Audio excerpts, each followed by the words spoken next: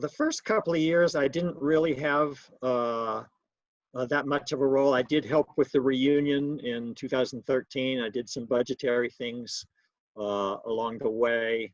But in 2015, we started a Indiegogo fundraising campaign, crowdsourcing campaign, that was to take place in April 2016.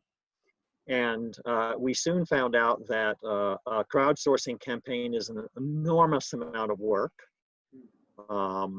Figuring out who you're going to reach out to let them know, and how you're going to reach their networks. It was a lot of connecting.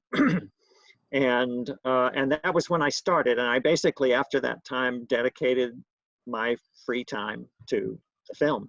I was working full-time at that time, but I would work, you know, whenever, evenings, weekends. And I did a variety of things. You know, I helped with fundraising. I wrote grant applications. I did historical research.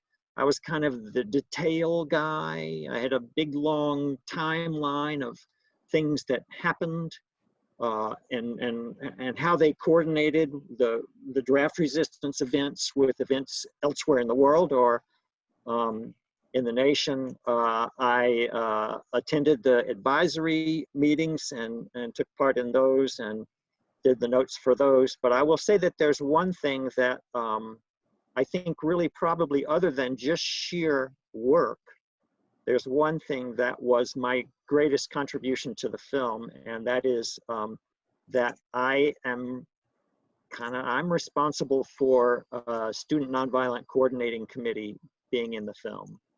I'm responsible for Cleve Sellers, the interview with Cleve Sellers being in the film. And it just seemed to me all along the way that that was the story, that the connection between the civil rights movement and the anti-war movement was the real story. That's how it really happened. And everybody who is thinking about what am I going to do about the war was also looking at the civil rights movement and saying to themselves, I wish I could do something as brave, as important, as big a contribution. It took me 4 times of bringing it up to have it accepted.